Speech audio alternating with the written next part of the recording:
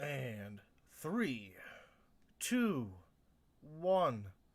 Hello, friends, followers, and especially subscribers. Just pretty much everyone. Subscribers to Russia Beyond. Hello there. It is another live stream from the quarantined coronavirus Russia. I'm your buddy here, Tim Kirby. You may remember me. I've done other streams, and I have the finest of finest subdivisions of the Russia Beyond universe as my YouTube channel, Russia Tips, Tricks, and Travel, where I go all over the country and show you interesting travel-related things and about how to fix a house in Russia, fix it up if you're ever going to do that. So, but remodeling and DIY stuff is still going on. Traveling right now is a little bit hard, guys, because of the whole coronavirus situation. But today we're actually going to talk about medicine in Russia because it's something, first off, I haven't talked about before. Secondly, if you're going to be traveling in Russia or moving to Russia or for some reason spending any amount of time in Russia, you might want to hear the pluses and minuses of the medical system here. Maybe you have some questions. Maybe you have some gripes about your own country to talk about the medical care system. Strong feeling a few Americans might chime in on that side. Yeah, you can tell us how medicine works in your country, okay? So, happy to see you guys. Happy to be with you. But the most important thing is, remember, we're having fun here.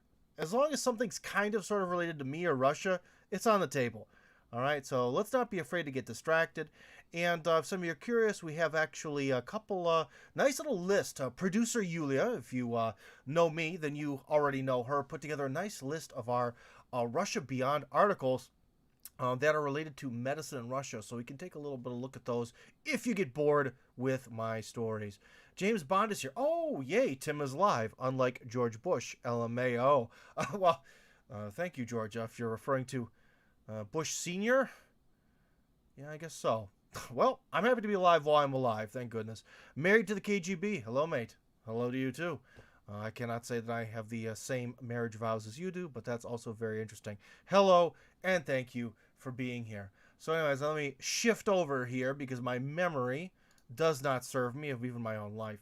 Well, first off, of one thing I wanted to talk about medical care. This is more medical care in the former Soviet Union. I thought that might be nice to start out slightly outside of Russia's borders. I lived in Kazakhstan for 2 years, and I have to say, living in a completely isolated village in the middle of nowhere on the steppe was awesome. It changed my life. It changed who I am as a person.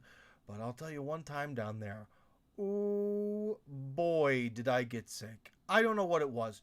Now, there's this mysterious condition that Russians call angina, which I've heard the word angina before. I think it's something very 1800s-ish. But anyways, as I understand it, it's like when your tonsils flare up, but not to the point where they remove them. It seems like in the former Soviet Union, they're more paranoid about that. Whereas in America, it's more like, get them damn tonsils out of you, boy. They're flaring up. They'll flare up again. I don't know which system is better, but I can tell you what, my throat hurt, okay? It was the worst throat pain I've ever had. But the thing is, because I was in the middle of nowhere, you know, I think it was on a weekend too. Basically, there was no doctors. There's just no one. It's like, wait till the doctor wakes up. It's a village. There's one guy. Who knows what his skill level was? Probably not that great because he deals with village problems. That's one thing about, you know, people talk about off-the-grid living. Well, if you ever need a surgeon, that grid starts to look real good. Just telling you. But so anyways, it took a while before someone could actually come see me and maybe even give me medicine. I think it was antibiotics or something. But anyways, I'm going to have to get out the temperature converter here. So let's see, 40 degree Celsius to Fahrenheit. So I had a 40 degree Celsius or 104 degree Fahrenheit flu for like 2 solid days or something. And so the second night, before really the medicine kicked in or anything, all right, I got to preface this. Hold on, we're going to take a look at some questions here. Married to the KGB. My Mrs. family were in it, hence the name. In the KGB, wow, hardcore. But I assume they left during the 90s, which means, were they loyal? Not saying, I'm just saying. James Bond, LMAO. I didn't know we had the option to keep them. I don't know. What are you referring to specifically? I think I even may have been not listening to myself. But anyways, sorry, married to the KGB. That was just a little joke there. If they stayed in Russia, it doesn't matter. The 90s were crazy, man. But anyways, I was at about a plus 40 temperature for like 2 days. And I'm sure all of you have had a bad temperature during your lifetime. Everything hurts. And then you're like cold, but then you get hot. And there's just nothing you can do, right? And I was trying to sleep. And again, yeah, well, I have to preface this. All right. I find furries to be repulsive. I find nerd culture and stuff to be interesting to analyze, but I'm not like a nerdy kind of guy. But I was so in a different universe. I saw Sonic the Hedgehog. Like he was like real, man. Like I was so like temperature different universe that I was starting to hallucinate. You know, there were colors and shapes and all this, but there was Sonic. And you know the thing that I hate about myself? I knew it was a hallucination, so I couldn't even have fun with it. I was just like, oh, God, make this go away. And she's just there, and he won't leave the room. So anyways, I'll tell you what. I guess you don't need drugs to trip, but maybe you do need drugs to trip and enjoy it. Because I couldn't, I was fully aware of what was happening, and it was bad. But the long story short is I survived, and eventually I got medicine.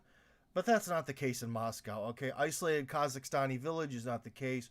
But one thing that is kind of an issue is your language ability. Because certain things will test you, like certain, I don't know, boring stuff that you talk about, you know, in real life, or you're at some dinner parties, a lot easier. But sometimes, right when you have to get into this sort of medical situation, and you feel terrible, like I said, 40-degree fever for 2 days, or 104 in Fahrenheit, you're seeing visions of Sonic the Hedgehog. You know, it's really hard then, especially when I was just starting to live in the former Soviet Union. It's really hard to explain what's wrong, and that's a problem. So, even though it might be boring or uninteresting, you might want to try to get those body parts and cold, flu symptom sort of words in your vocabulary, because it could really help you out. Or like a lot of weird things, like how even though there might be a specific word for foot, Russians refer to their entire leg as their leg. They don't really separate the foot, ankle, and the rest of it. Very rarely. In fact, like the only time I've ever seen like the word for calf or like your thigh, your calf and your thigh is like when you're buying chicken parts. You know what I mean? Very much, it is leg. It is only leg. And that's why you'll hear Russians, they call everything leg. Because that's just the way the language works. But so basically that's one of those things where I'd really advise it. Okay. Theodore, hey buddy, usually you're here with me during the day, dude.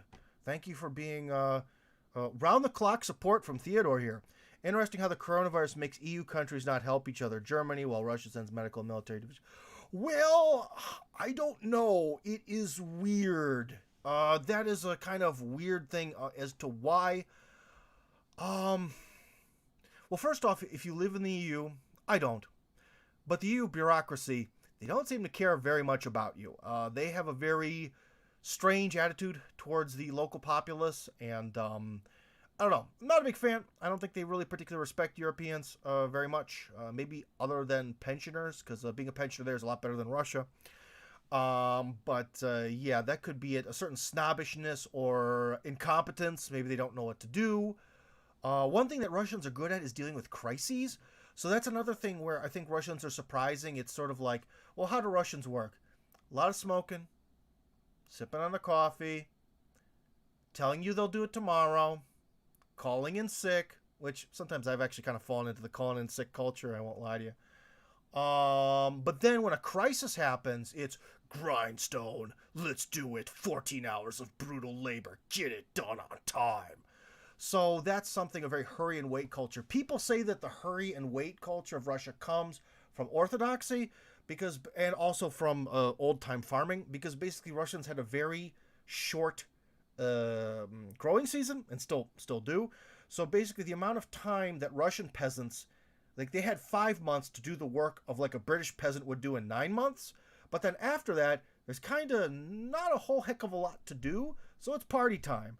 And so some people think that that's where that attitude comes from, is from that. Also, when you're an Orthodox Christian, there's a lot of, something might be forbidden for a while, and it's not like with the feasts and Lent. It's like, you can't do this, but later you can. And before Lent, you can go nuts. So there's a sort of like, Now you can indulge, now you can't. Now you have to control yourself, and now you can. Sort of ingrained in the culture, and people think that that's where it comes from. So, one thing. As you may have noticed, the whole political sort of philosophical thing is what excites you the most about Russia. So if you want to jump on the philosophy boat, bring it on, baby. Married to the KGB. Are you of Russian descent? Yes, but I'm more Polish than not. But then again, when the Russian Empire was whole, I was all from one country. Okay, so my ancestors left, various ancestors around the World War I, post-World War I nightmare situation that was happening in the former Russian Empire. James Bond, Sidor at military aid, U.S. aid is a way for the State Department to force poor countries to do what they want, like now in Iran. Well, yeah, that's a little bit off topic, but yes, foreign aid can be used as a source of manipulation. I would say that the nicer form of manipulation is a lot of times Russia, like when there's an earthquake in China and they sent the MCS guys there, and now with this whole thing in Italy, it's a nice show. It gets media attention. It shows Italians, hey, what's with this? What's with these sanctions, guys? Just what's with this? Dear buddy, they're not helping you out. We're gonna help you.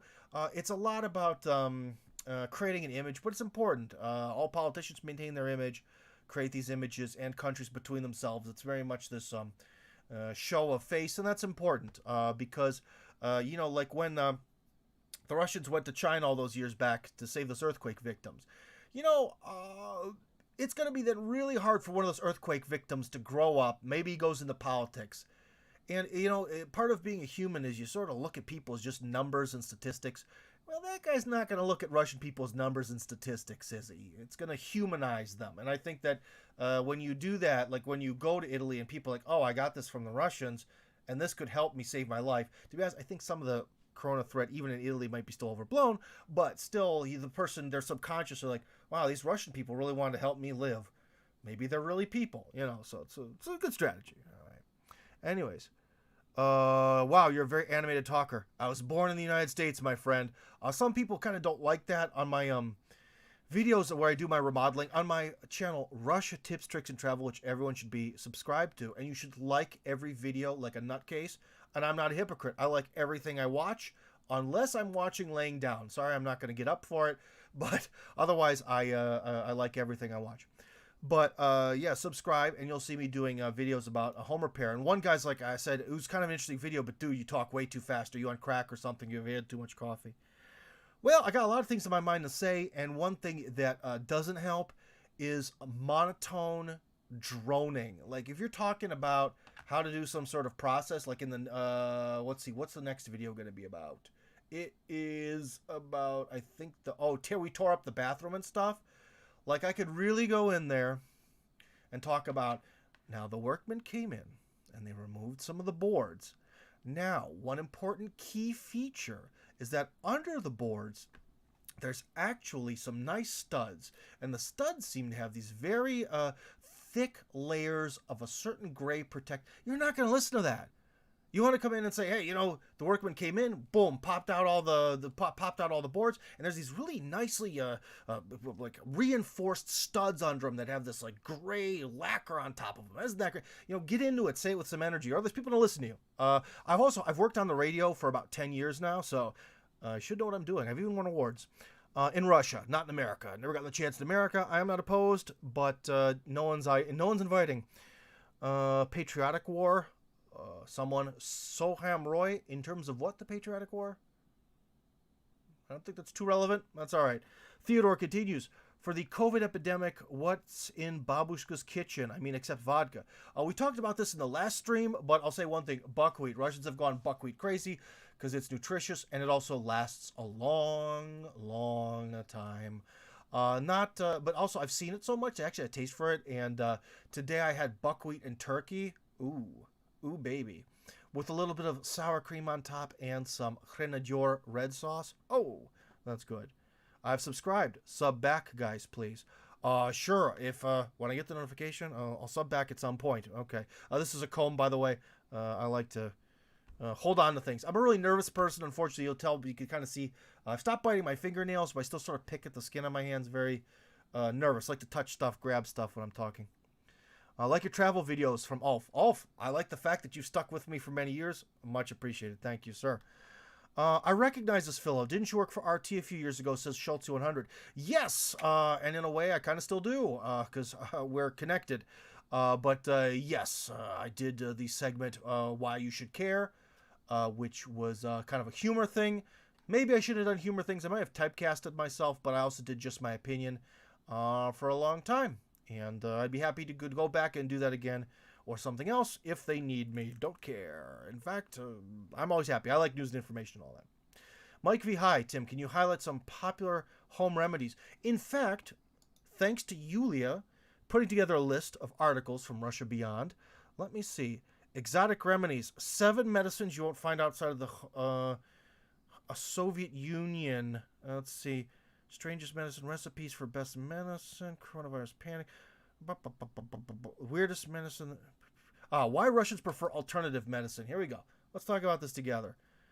So let's see. Do they have any bullet points here? How does it work for coughs and diseases, throat diseases? Okay, so here we go. Grind 8 large cloves of garlic into a uniform pulp in a mortar.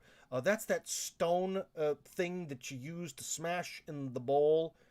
Although is the bowl the mortar or the stone? I think it's the stone in your hand. Anyways, you smash it. Add 8 teaspoons of wine vinegar. Stir well, leave in the fridge overnight. 2 tablespoons of... So basically we have honey, garlic, vinegar smashed together for your sore throat. I've also been told by Russians in 100% pure seriousness, if eat raw garlic, you no get coronavirus. It's so simple. Or coronavirus, because that's the way it sounds in Russian. I don't know, guys. I like a little bit more explanation than just do this. I guess I was born in the West. I don't know. Another thing for sore throats. Here we go. Gently hit the leaves of a white cabbage with a tenderizer. That is the hammer to hit meat with for our foreign people. That's a very insider English term there. Apply to the neck and wrap. Okay, so smash cabbage with a hammer and then put it around your neck. Not quite sure. I've never tried that one. For exhaustion. Now, that's something that applies to me, guys, because I don't know what's wrong with me. Maybe it was growing up as an American on a diet of TV dinners and fast food, but I'm tired all the time. So for exhaustion, mix together 16.5 ounces, not milliliters. That's the spirit, guys. Yes, imperial measure. 16.5 ounces of crushed walnut kernels and 10.5 ounces of honey, 3.5 ounces of aloe, and the juice squeezed from 3 to 4 lemons. Take 1 teaspoon of the mixture 3 times a day, half an hour before a meal. So I guess honey, lemon, walnut kernels, and aloe. That's something I guess I could try. I don't see how that's going to make you more energetic than Monster Energy drink, but we'll see. All right, that's something I'll try. Maybe I'll report on that next week. Add a teaspoon of crushed basil or basil, depending where you're from, to 7 ounces of boiling water and infuse a covered container for 12 minutes. Infuse and drink as you would tea with honey. Well, basil is pretty popular in Russia, so that should be easy to do. But I don't see how... I would see, that's the problem. Too over-analytical. I need to have more faith. Just do it blindly. You know, the one thing, though, is if you come home and you've been exposed to, like, the rain or the cold, and you feel like you might start to be feeling sick, seriously, shot of vodka, but you got to breathe. You take it. Breathe after it. Sip it. Take if you have like this tiny shot glass, turn it into like 5 little shots and breathe afterward. You'll never get sick. Okay, we're gonna take a look at headaches, but I want to go back to the stream for a second. I've lost myself. Where am I? Here we go. Oh boy. Okay, got some movement here. James Bond. I want to be on RT. Well, me too. I'd be happy to be back. I'd be happy to do something seriously, but I don't know. They haven't had any use for me. That's okay. I've actually appeared recently on other political... That's kind of the irony. Technically, I would remain an employee of RT, and yet I've been on other political TV channels as a guest and as an expert. But I can't get on the TV channel I actually have worked for in the past. Isn't that weird? It's a strange world we live in. Tim, I don't understand your plastic thing. This is a Russian Army comb. That's how I did my gorgeous hair. The official Russian Army comb from the set kit, because I was part of a reality show where I was in the Russian Army for a week. Hated every minute of it. Yeah. I remember you then. So Schultze's continuing. He was asking me. Yep, funny guest shots on that economy show with a nice-looking blonde lady. Her name is Katie Pilbeam. You can find her on Instagram. She is now the host of, I believe it's something called like Morning London or Good Morning London. So yeah, she's on Instagram. Katie Pilbeam. I don't know if there's like underscores or spaces in that, but she's probably the most famous person on the planet with that particular name. Like well, there's a motorcycle, successful motorcycle driver named Tim Kirby, so he's stealing my thunder. Thanks, Tim. But she's probably the most famous Katie Pilbeam in the world, and I think Katie spelled Katie. And you can find her. She's doing very well, and she's the host of this morning show in Russia, or not Russia, I mean London. And recently she went on vacation to somewhere in South America. And for you guys out there, yeah, I think all the men of the world enjoy her vacation photos. I'll put it that way. She's the kind of person you want to go to see on the beach. Lovely lady, and also one of those people where she's exactly the same on air as she is off air, which I always respect. I don't like fake people. She is 0% fake. So there you go. And yes, I was on that economic show. One thing that was I don't know if it's probably not inside politics, so I'll tell you, was I was supposed to take over the show after Katie got a new job, but then they decided they didn't want an economic show. Shame. Anyways, hi Tim Kirby. Your videos inspire me to visit Russia during a gap year in a couple of years' time. Oh, that means you must be a young chap, AG 2105. But yeah, if you got that gap year, why not? It'll be different. It'll definitely be different. It'll give you some good experiences, and it's good to be here while you're young. Party time, man. Because boy, if there's a place to come to party, you want to party here. Well, as long as you don't like partying, well, if you can deal with the snow. Don't believe this garbage information, friends, from John Smith. Information about what? Oh, if you're referring to home remedies, I'm more of a science kind of guy. Home remedies, if they work, they work. Like the vodka thing, I've seen it work in my own life, but I don't know about all this basil being boiled in water, what that's really going to do. We use wood, Alf says. Wood in what way? So you have home remedies that involve wood. What is that? Katie Pilbeam, yes, I liked her too. Bratik Tim, you are like me, a big guy. Oh, of course I am. Not the tallest guy. One of my buddies here is actually one of the most popular live streamers in Russia. He's a big dude. He's like 6'5", 150 kilograms. The guy's a tough dude. He's someone who actually makes me look small. Cool. Thanks for the update. Awesome. All right. Well, hey, glad to know. There you go. Yeah, I'm very happy she's doing well. Haven't talked to her about anything, but that kind of is what happens. But anyways, let's get back, way going off topic. We're talking about people I used to work with way back when. We're not talking about Russia Beyond. We're not talking about Russia tips, tricks, and travel. We're not talking about the Russian medical care system. So anyways, the last part about these home remedies, that's not it. There it is for headaches, home remedies. And then we'll get back on topic. Break 10 cloves of garlic, again garlic, with 1.5 ounces of milk, then warm the mixture in a stove, bring the mixture to a boil, then the cold infusion for the ear. So you have to put it in your ear. Milk and garlic, I don't know about that. Pour 3 teaspoons of crushed nettle leaves. Not quite sure what that is. But I have heard that there's like some sort of nettle soup, and it's terrifying. Leaves into 13.5 ounce cans of boiling water, cook on moderate heat. Okay, well that's some leaves. Again, those home remedies are not the kinds I see. Usually the home remedies I have are the ones that are just like vodka on this, vodka on that, and vodka works its magic. I don't know. Not too much. Oh, one thing about home remedies that Russians do is if you have like some eye infection, a lot of times Russians use tea. Of course, the more expensive tea is, the more likely it is to be natural, like natural tea leaves. But tea to clean out your eyes also works. I've seen it. It works fantastic with my kids, with myself. Clean out your eye with tea, and life will be good for you. Now, let's going back to my own personal experience here in Russia. So we talked about seeing Sonic the Hedgehog due to fever in Kazakhstan. Next was I had an operation in Moscow a long time ago. So here's the thing, right? So as an American, we're definitely scared I wanted to say a certain term. Can't say scared like that. very concerned about calling an ambulance because we have that medical system, we have to pay for it, so you don't call the ambulance, basically, right? And so I really had this horrible stomach pain, kept putting it off, putting it off. This is before I got married. This is when I was living in an apartment with like a roommate, like college lifestyle almost. And like, oh, my stomach started hurting so bad. So what I did is I actually called the ambulance within my much worse Russian at the time. And so the ambulance came and they took me. And so the long story short is, I kind of got there. And one big difference in the American system, and that is they just kind of wanted to know who I was, and they really didn't ask for insurance.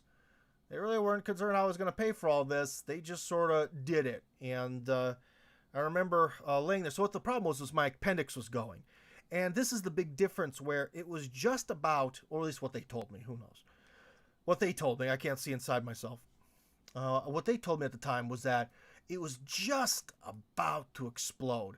If I would have waited a bit more, maybe a couple more hours or something, I'd be done. Or the surgery would have been much more complicated. And so the appendix didn't rupture. They got it out in time. But it's one thing where I've had some negative experiences with the Russian system. We're starting off with the positive. We'll get to the negative. But in that particular instance, if I was in America and I saw that bill in my mind for that ambulance, I might not have called. Appendix ruptured. That might have been the end. But anyways, one thing that was very much like the Russian of the situation was, I'm lying there, and the surgeon introduced himself, so he has the mask on, right? And he had very, very pale blue eyes, older guy, gray hair. And I told him, I was like, look, man, if I don't make it, well, of course, remember, you're in horrible pain, so you're not speaking correctly. You're not speaking like, doctor, I would like to talk to you about, you're like, doc, I just if anyone asks my coworkers or whatever, tell them I have no regrets. And he looked at me, and I forget what he said in Russian. He was just like, what the fuck ever. He was like, quit your fucking yapping. Sorry, I shouldn't be swearing on this, but that's basically what he told me. So anyways, he did not want to hear any of that tell my friends I love them stuff. He was very confident in his ability to save my life. So anyways, he did, and I was alive. And so I wake up in a hospital room by myself. I have no idea where I am. And I did not have a smartphone at the time. So that was also something that was kind of interesting, is like, everyone has things that are different from them. But I like waking up in a weird place. That's something that, I like that. Where am I? I'm in this different place. Whoa, different surroundings. And so I was in this totally different place. It was a yellow room, completely silent. The bed next to me empty. Just nothing. No people, nothing, and concrete walls. And first, you're so high on drugs you can't feel it, but then later you can definitely feel that knife wound. One thing I can say, that bed was extremely uncomfortable. Usually when you have a bed, right, you want to be careful where you're putting like a solid bar, because it could get into your shoulders and your back. Well, that bed, they didn't care. They put that bar right where like the upper part of my back was. So after a few days of laying down, it was definitely not comfortable. But also, from the surgeries, this is another thing where I don't know, because I haven't had a bunch of surgeries. Does it feel like you've been stabbed? Because I hope the scalpel is sharp, because it was very hard to move the first few days until the wound started to kind of more close. I got fed through an IV, with the intravenously, so like they had a drip thing come down, and it was going into my arm. So I didn't eat like any solid food for 3 or 4 days. So that was also a weird experience. So when they actually did bring me food, oh my God, it tasted so good. They had this piece of bread with a swipe of mustard on it and one small piece of cheese. And I think it's the best tasting thing I've ever eaten, because I had it after not physically eating anything for 4 days. One thing that was kind of funny, but is again this language thing, is every once in a while you'd hear someone yell through the door, and the room would turn purple with the purple lights. Okay, like once a day, twice a day. Just sit there. Okay, it's purple party time. What's going on? Then it turns off. But only by the 3rd day, the person enunciated better so I could understand it and hear it. And it was, close your eyes. May have damaged my vision. Oh, I think it's some sort of system that kills bacteria or something. Well, I definitely killed my eyes by looking at the purple light. Another big difference is that one thing I'll never understand about the United States as a whole. We're not going to diss on the United States. There's a lot of positives. We're kind of getting in the negatives here. Well, the problem is with the United States, when you get in the medical world, especially when you're a broke bum like I am, you get more the negative side of it. But I've never understand about America is, what's in a hospital? Sick people. So what kind of flooring would you think? Let's make the floor like tile or something so we can wash it all the time. Or maybe like a sheet of linoleum. Yeah, we could keep it super clean. No, carpet. Every freaking weird carpet. So all that bacteria and junk, and if someone vomits, it stays in there. Never understood that. Now, in Russia, the hospital may have been ugly, but everything around me, because it was like an infectionary ward, actually, because they were afraid that that infection would get in my wound there. So, like, they'd have someone come once a day, and they would mop the walls with chemicals. It was intense. That room was intensely taken care of. Ugly, but intensely taken care of. And it was even so, like this, another cool experience was, like, so you wake up in this place, as soon as the medicine or the narcotics or euthanasia, or not euthanasia, that kills you, anesthesia wears off, you're in this horrible pain. But the thing is, like I said, on that fourth day, like when they actually fed me real food, what they do is they just open a window and shove it in, like when you're in a prison cell. You're looking at it, and you're like, getting that food, it's going to hurt so bad to walk over there. But I got to get that food. And I think that maybe they do that to sort of get you out of the bed, or some sort of form of exercise or torture.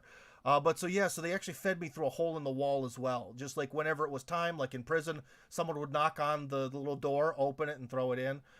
So I could see how other people might be depressed or go insane.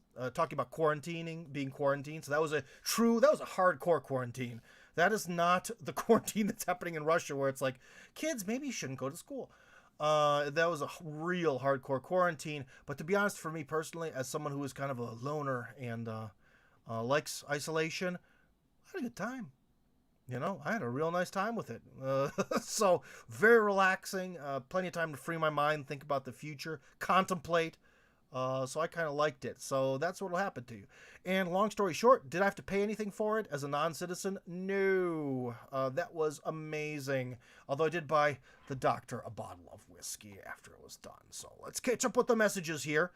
Got a couple more stories, some of them being horror stories. In fact, I'll make sure the next story is very negative about Russian medicine to be fair, because I've had negative experiences. Yavuz, is it true Trump needed a correction in the stock market before the election? None of that. That's all complicated. I think most governments hide true numbers. People are talking about the true numbers of stuff. Guys, how would I know the true numbers of anything? How would you know? That's the question. That's how governments are able to hide things. You don't know. And also, there's often conflicting numbers. Tim, do you like Russian care? Well, it's better than my experiences in America, but I grew up in America as a poor person, so it depends. If I had maybe full medical coverage in America, I might like certain aspects of it better, except for putting carpets in hospitals. But basically the difference is, in Russia, I have medical care. In America, I don't. So that by default really puts Russia ahead in that one, but yeah. To stay safe, Tim. I will. So far, Corona's not too bad here. Our medicine is very bad, says Marinchenko Mikhail. Doctors make little money because the government steals everything. Well, yeah, correct. If you want to get into that side of things, are doctors respected in Russia? Not really. Not at all. Definitely, if you were going to be a career doctor, would you want to do it in America or Russia? Oh, America. Because in Russia, the salaries are not good. Maybe one thing is you have a lot more leeway in terms of what you're able to do. You're not worried about getting sued all the time. There's bureaucracy, but you have more, put this way, more ability to maybe use your own mind, which if you're really super concerned about medicine and doing medicine the way you want, Russia might be an advantage, but you're going to make very little money, okay? And maybe after a while, you see like an American doctor who, although he has really big, student loans, after he pays those off, How much is the average American doctor even making right now? I think we can find that out. Let's see. Average American doctor salary for like a general practitioner. Complete list of average doctor salaries. Come on, load. I have 300 megabits a second. Let's go. Let's load. The mean salary of a doctor in America, $294,000 a year. You take a third of that away, so you can know a little over $200,000. Well, there you go. I mean, you can probably put up with some bureaucracy for $200,000 a year of the actual take-home pay. So, yeah, that's a massive, massive advantage that America has over Russia, and that's a massive problem. In fact, all of Russia, everyone in Russia is underpaid. Everyone, no matter what they do, relative to the cost of living, is underpaid. Okay, so that's something to keep in mind if you could try to move here. You have to start your own business to make money. Hey, Tim, how are you doing? I'm fantastic. Tim, do you like... Oh, you got to that one? No. Buy low now if you have money. Buy low. Sorry, I don't. Message deleted. You changed your mind. Biden 2020. Okay. I'm not going to be voting for him, but if you have a U.S. citizenship, you can. I'm coming to study political science in Russia from India in HSC St. Petersburg. Opinion. Could you be more specific? What do you mean? What about that do you want my opinion? What specifically? Studying is good. St. Petersburg is nice. What specifically? Housing is expensive. Not really, actually. No. In fact, housing prices really have stagnated with the Maidan crisis. They actually really haven't changed. Oh, do you mean buying it? In the center of Moscow, yeah. The rest of the country, no. It's just the one thing is if you have this idea of, I want to have a 3-room apartment in the center of the city I want to live in. Well, that's going to be more expensive than like building your own house because, dude, I've seen it. You can build your own house, like a nice thing, 50 square meters. Not that expensive, especially if you do a lot of it yourself. Biden, I'll have to respectfully disagree. Thank you for being respectful. Is it better for doctors to be poor or rich? Which ones are paying? Well, the thing is, I would rather I'll put it this way. Highly skilled professionals should be highly paid. I think it's better for society, better for them. And especially also because it's definitely good for corruption because if you are in this feeling of total hopelessness, right? So say you're a doctor in some small town. Well, you're very important, but you make very little money. You might start to find justifications for why you could maybe take this or take that.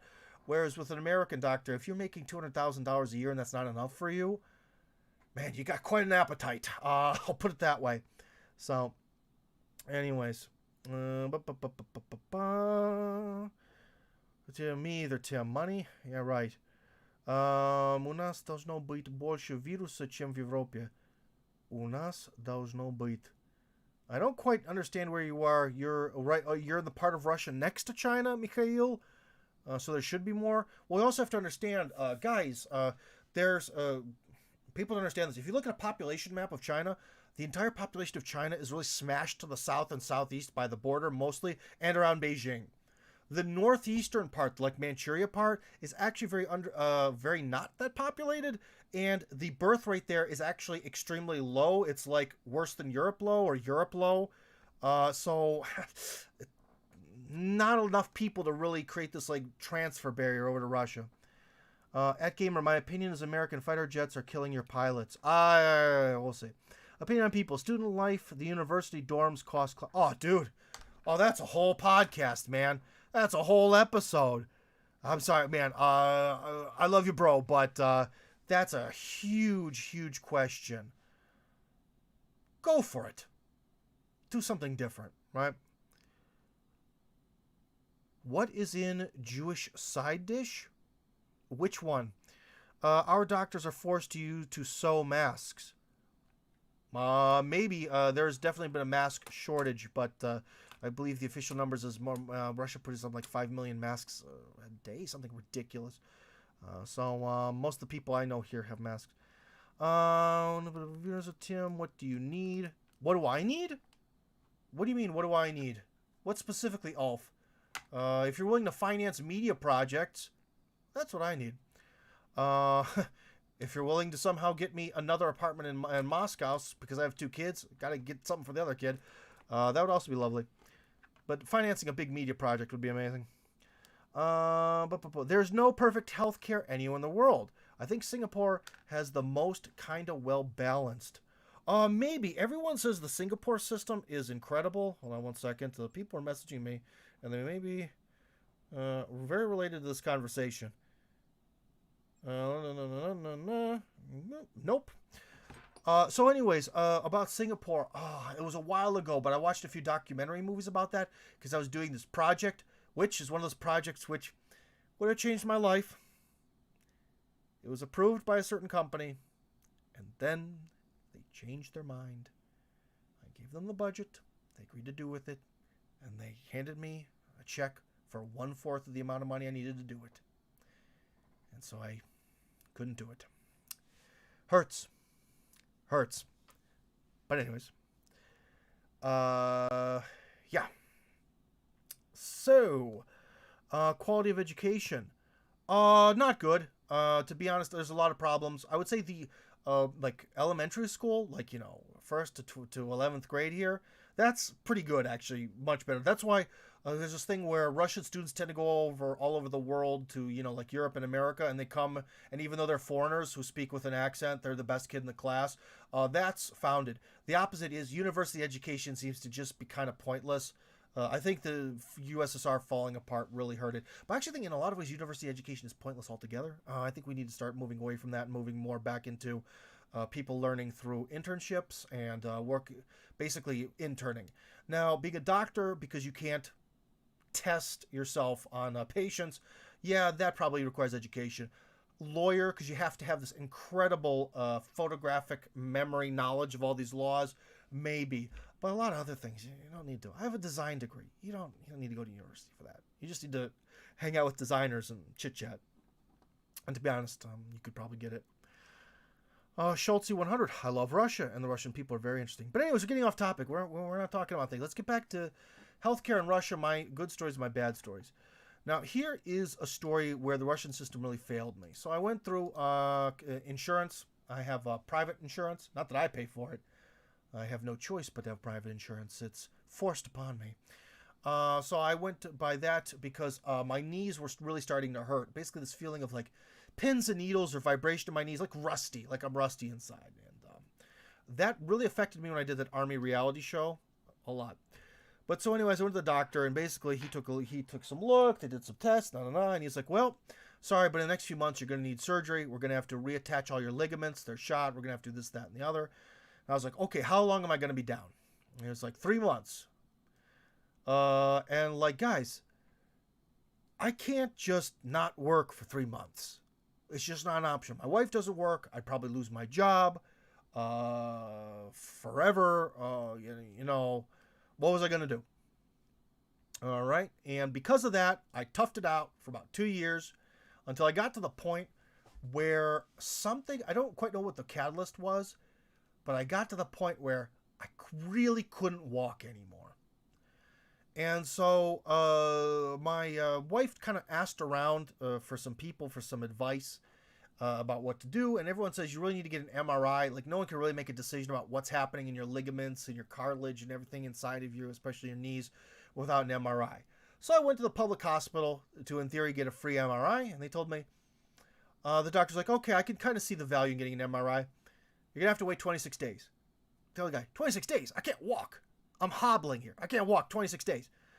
And the funny part was that waiting room, from there you could see the room with the MRI machine. You could see it. And it was completely empty. While I was there with the doctor, while we were having an argument with the doctor that waiting 26 days for approval to use the MRI machine is ridiculous, one person showed up and used it for about 15 minutes.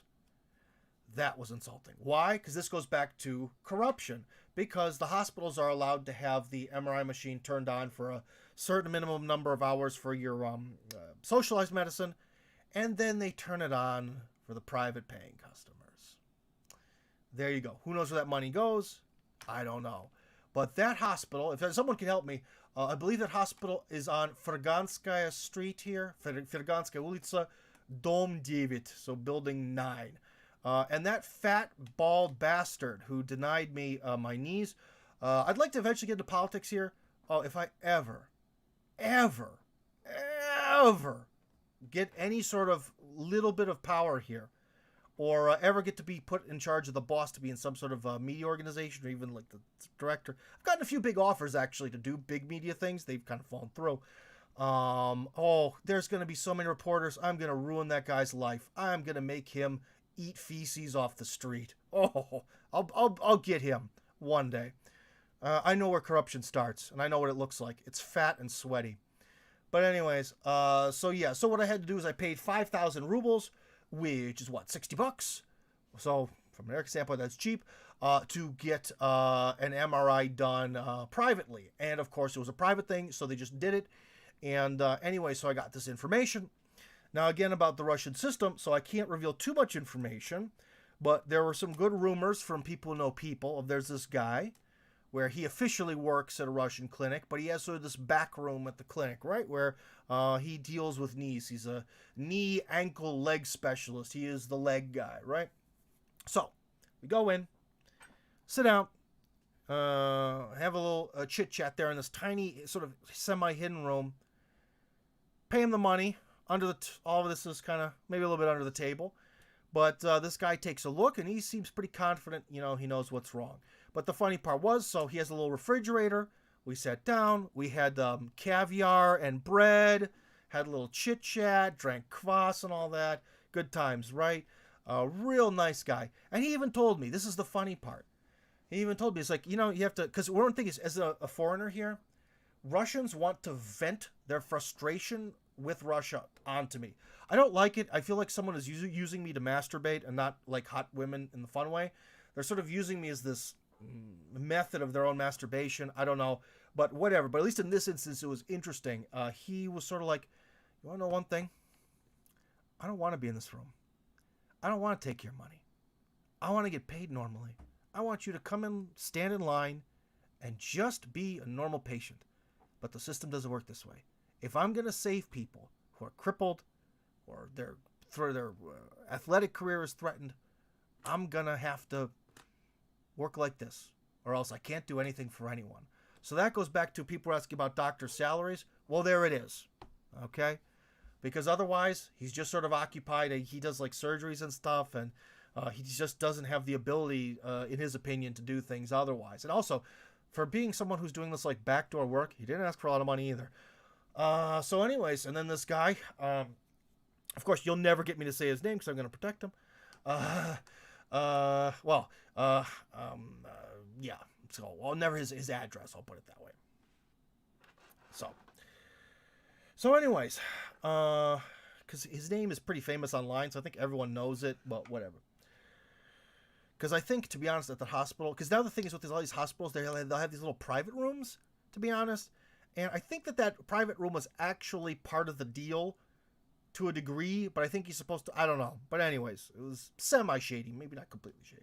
I should be more honest. I'm trying to make things more dramatic than they are. It was unusual, but not super unusual. So anyways, what he does is I go back.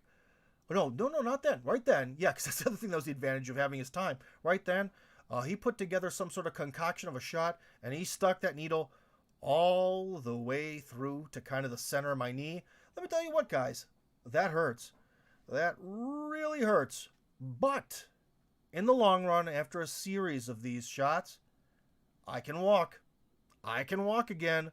My knees are still to this day fairly loose. The rustiness is gone. And I definitely know who to go back to if they ever get rusty again. So, long story short, in this weird...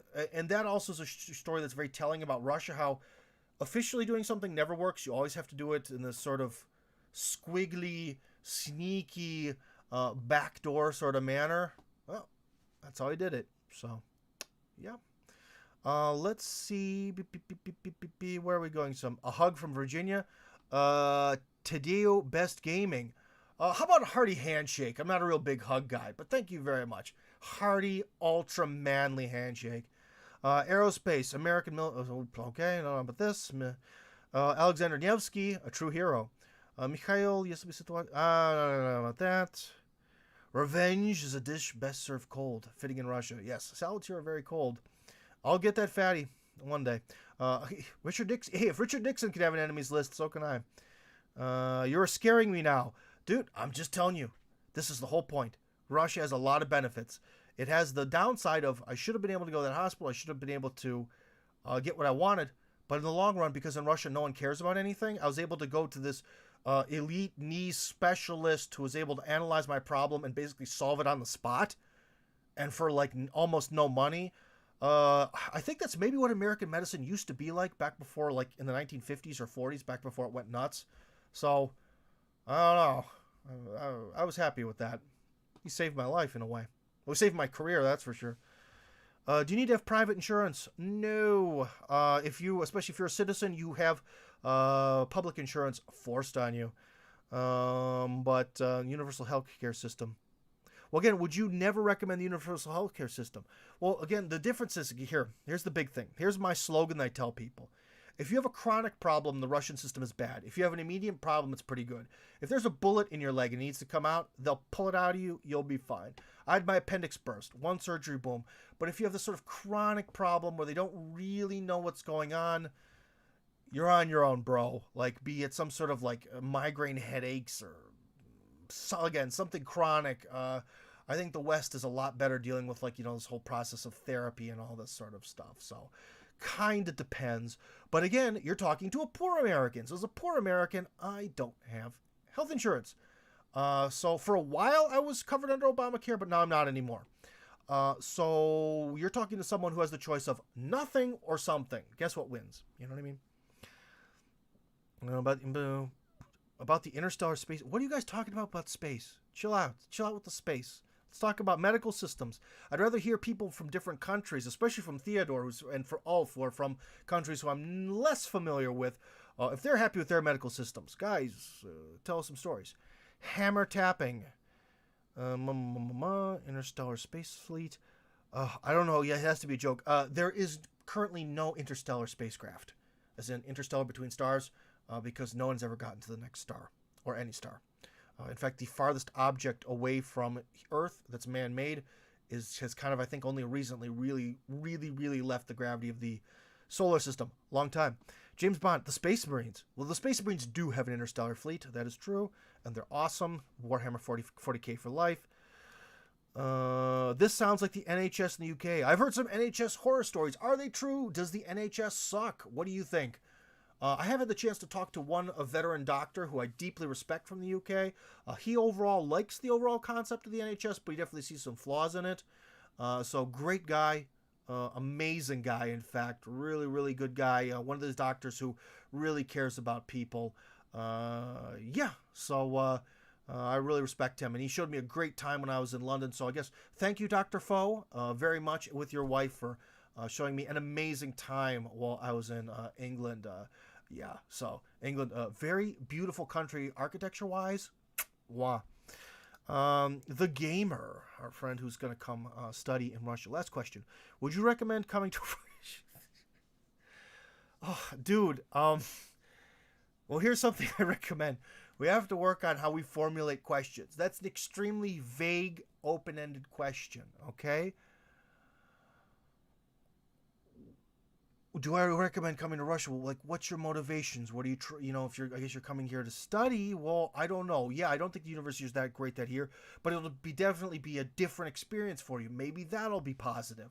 It all depends on you. Like, for example, I think maybe a lot of people from my neighborhood would have a fantastic time maybe in Scandinavia, but for me, a lot of times the whole, thing from what I've understood from Scandinavia, sorry, Alf, is there's this sort of they're a lot more it's like an entire 3 countries of more those like white upper middle class Americans who are terrified of their own shadows. Like I've always heard these stories of like Russian people having the police called on them because they laugh too much in public or something. These are Russian people, by the way, about making too much noise from laughing in public or something. Very sensitive. And if you ever watch like a Swedish or Norwegian blogger, even if they soundproof the place they live, they're terrified that maybe their neighbors might hear them say something. So very it seems like you have to walk on eggshells while you're up there, and that ain't how I do things. It's Russia, baby. Let's rock and roll. Let's turn up the Leonard Skinner to maximum and have a good time. You know what I'm saying? Smoke our cigarettes and pop black. Yeah, that's more the kind of guy I am. So again, it really depends on who you are. All right. Eve S. I am from Germany and I live in the UK. With chronic issues, it's the same. Oh, currently I'm waiting 3 months for a physiotherapy. Oh my goodness. Well, that's the thing where well, I think you need to have a mix with these healthcare systems. I think that's one overall positive is that Russia has both. So again, it's like, oh my God, there's a bullet in my leg. What am I going to do? Well, yeah, they ship you out and they pull it out and you live, right? But that's where you should have options. Options are always good in anything. So I really think it's good to have this socialized medicine that does not exclude the opportunity for private medicine. Because in some ways, socialized medicine does keep costs down. Because in theory, well, you could deal with it and deal with all the negatives of it. And also, it does keep the cost down to the private here. Whereas like in America, the private can just go nuts. And in any country where they sort of try to really down on private medicine, I do not like that.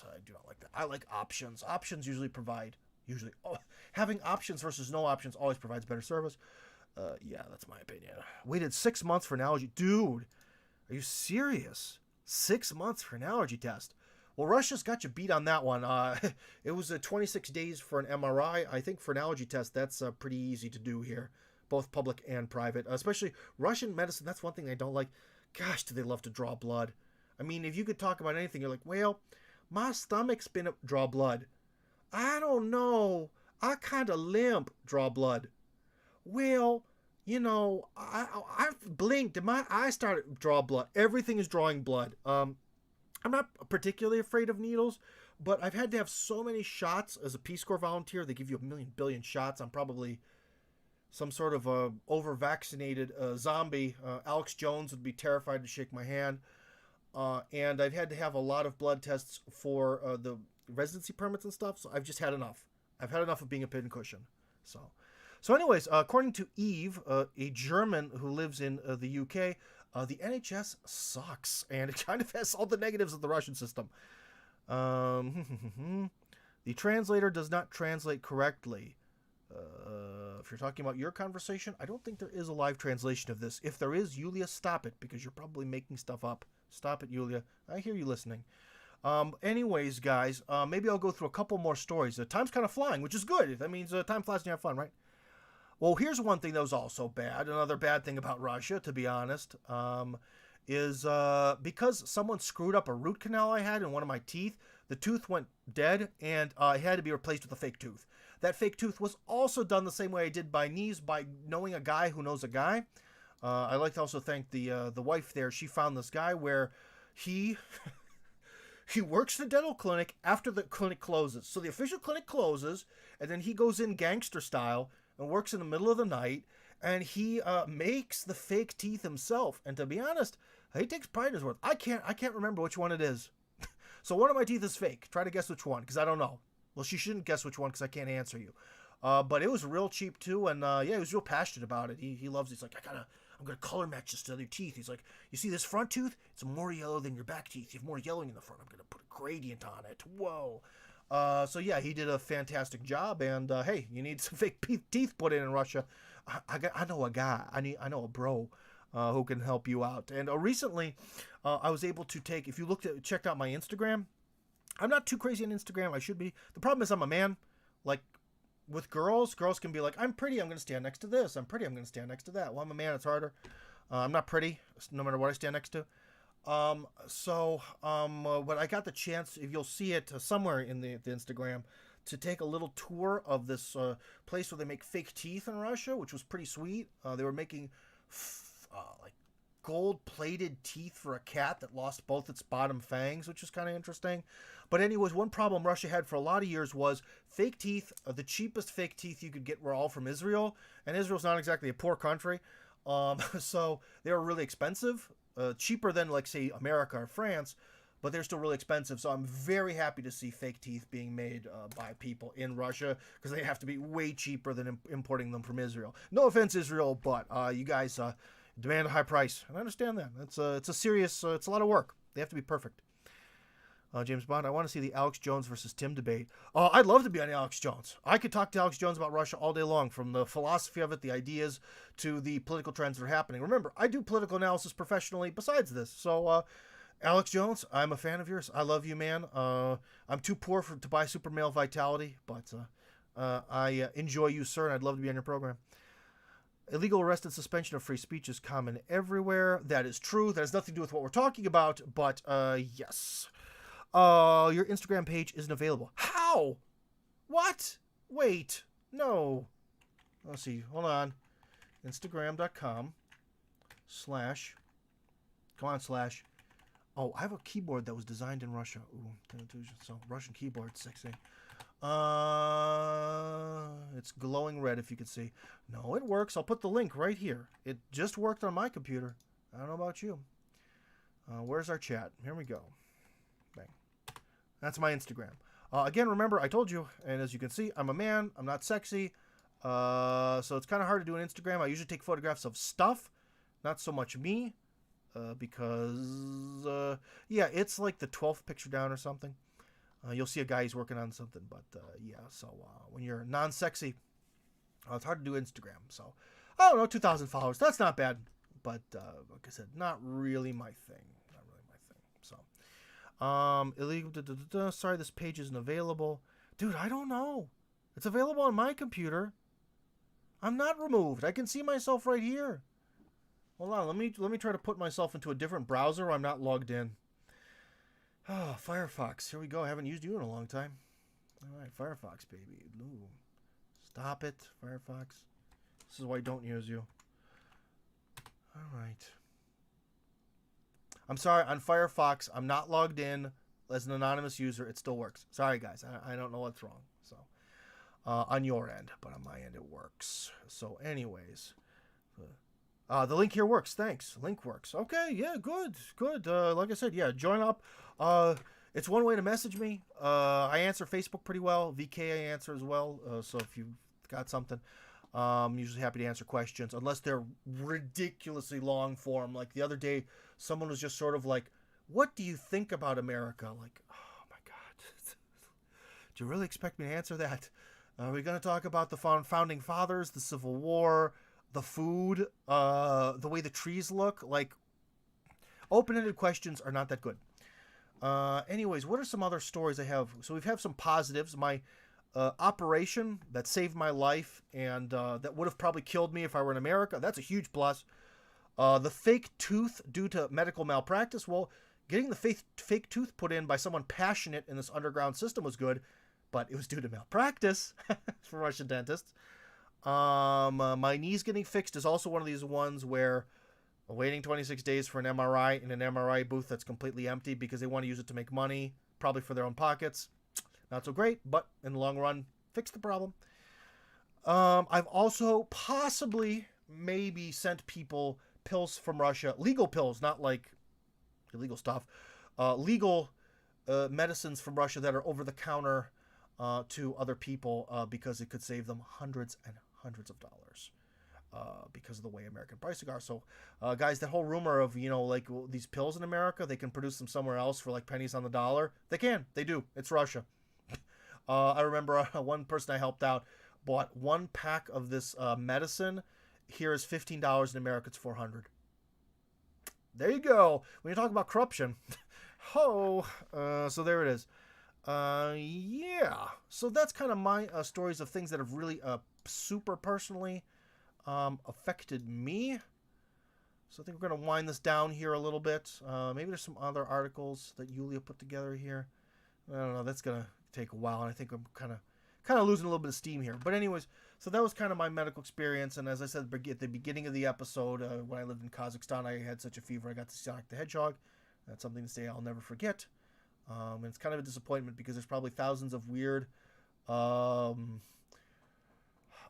Arrested Development type individuals who would have loved that experience. I didn't. So yeah. But anyways, so basically the healthcare system was way better in the USSR. Depends. My wife's father died on the operating table because they didn't have enough blood. There you go. Not perfect. In the USSR, there was definitely things were different. But again, the problem is with how in the USSR there's always scarcity. Well, scarcity affects medicine, man. But did everyone have universal health care? Absolutely. They still kind of do now. Yeah, so I don't know. Actually, the problem is after I've lived here a long time, they say if you're 18 and you're not a communist, you're heartless. If you're 30 and you're still a communist, you're brainless. And one thing that does kind of happen is after you've lived in the country that had communism, you start to see that you see the pluses when you arrive, but then you see the list of negatives, and the negatives start to kind of grow and grow and grow and grow and grow, and they've kind of overtaken the positive. So despite my red shirt, maybe some elements of it would be nice to keep, but overall, not. I think the medical system, this mixed private public system, is probably actually the best alternative. Not the way it is now, but overall, because then again, I need to go to Singapore. Everyone says Singapore has the answer, so we'll see. Is it difficult to antidepressants such as Trillium? No, all you need is a prescription from a psychologist, and they give them out pretty easily. So, yeah, it's really easy to get. And in fact, you can get pretty much anything without a prescription if you ask nicely enough. Seriously. Is it difficult to get? Yeah. Is all medicine over the counter? No, there are things you can ask for a prescription from, but like I said, if you're a smooth talker like I am, you can get anything that you need. So, but a lot more things are over the counter. In Russia, because there's less of this culture of suing people, you can't really sue anyone. So it's you swim at your own risk, as we would say in America. We can either have healthcare systems where things are affordable and doctors are poor, or we can have rich doctors. You must give them a house to save your life. And that's why I recommend a mixed system where you do have a state-funded system and a private system, so you can get the best of both worlds. That's how I see it. That seems to be our overall message today. But so anyways, let's go back and surmise this thing. So, am I happy? Are Russians happy with the medical care system here? No. Is it absent? Are you just sink or swim and you're going to die? No. Is it cheap? Kind of. Unless you're babushka who's on a state pension and she has to buy pills for 500 rubles, where if you're a young working guy, and especially you work in the media, you're like, 500 rubles, no problem. Where's that medication I have for my stomach? Where is that gosh darn medication? It was here somewhere. Where'd it go? Anyways, I was supposed to have a pill here. So I get basically all stress-related diseases I have. I have heartburn. I get headaches all the time. Think of a stress-related problem. I have it, okay? And one of those is the pills for your stomach. They work fantastic, and they're 500 rubles a box. But when you have an okay salary for Russia, that's nothing. But when you're babushka, that sucks. That's rough. And as you know, older people need a lot of prescriptions. The government always teases that they're going to create some kind of laws that are going to force, basically, how do they put this? I think they're going to kind of force it so you really can't have patented medicine here, so to allow for generics to be, and to have a public pharmacy at every public hospital that's going to have these public prices. They talk about it, but they never do it. Big pharma is important. One time I was part of the team that did a voiceover for Bayer. The big, they make a lot of headache medicine in America. They make a lot of medicine. Bayer Pharmaceutical. And they were boasting about, within the last year, we've organized 6,000 meetings between local communities and doctors.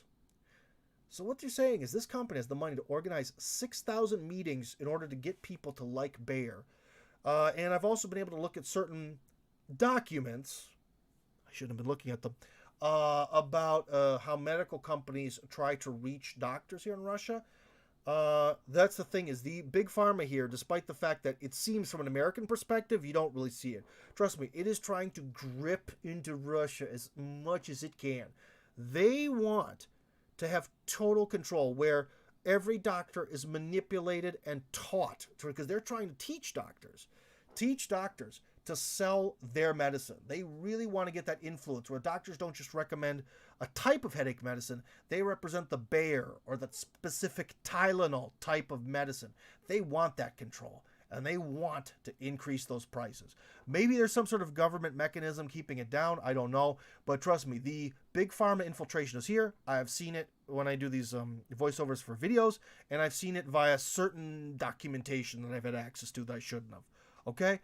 Not good. What can I do about it? Nothing, because I'm one guy. Okay, so there you go. And for all of you who mentioned they don't have me on a particular TV channel anymore, I can't go on that channel and talk about it either. I can talk to you about it. But anyways, is your mother or father Russian? My mother is all Polish, and my father is a mix of all Slavic things put together, and maybe even some Tatar blood as well, because my one grandmother is Asian looking, but she wasn't, great-grandmother, excuse me, was Asian looking, but she had a European accent. You know what I mean? She didn't have a Chinese accent. So there you go. Anyways, let's all wrap this down. Ethan, but prescriptions have to be from a Russian psychologist. How much do antidepressants cost? I don't know how much they cost, but I know going to psychologists is going to be 3,000 to 5,000 rubles a session, and all you need is one session. Care is colloidal silver aerosol. Get informed. So the Star Wars treated. Dude, I don't know. If you've got some sort of whatever, I'm willing to try it. But, yeah. Bayer Drugs invented heroin as a cure for the morphine addiction. Seriously, possibly. I can't confirm or deny that. I'm not sure. But I do know they're trying to specifically make community doctor organizing 6,000 gatherings between their representatives, doctors, and these local communities, which, if it was a foreign government and not a foreign company, that would look like some sort of invasion. Could you imagine if there was 6,000 meetings between representatives of the Russian government and the American public? That would be a World War III type invasion, coercion of the American populace. So, yeah. So think of it that way. Not good. What can I do about it? Nothing. Bayer bought Monsanto or Monsatan. Good pun. They're good. They're good people. Yeah. So, anyways, guys, that was the Russian system. I think we had a nice chat. We had a lot of nice responses here. I'm glad to see you all. And Blaupunk, thank you very much for showing up. I've seen you in the past as well. Love you regulars. Anyways, Russia tips, tricks, and travel. Well, we're not going to talk about conspiracies on that channel, but we are going to do some home repair. Got a new video coming up soon. Edited one today. Need to add some more video. Fortunately, episode 8, it's going to take a little while. You need to get more video. And subscribe, Russia Tips, Tricks, and Travel. In fact, let me get my own channel up so I can actually give you the link. Hold on. Why am I a twerp? Russia Tips, Tricks, and Travel. Here it comes. Russia Tips on YouTube. Are you going to load? Are you going to load or are you going to make me look stupid? Come on, baby. There it is. There it is. All right. So we do that. And that's me. So anyways, that's the channel. Subscribe. Ring the bell. And share it. Tell your friends. We don't have too many subscribers, but we have loyal subscribers. I appreciate that. Anyways, guys, you have a nice evening. And stay healthy. Because I've yet to really hear anyone besides Singaporeans say that they love their medical care system. So stay healthy or move to Singapore.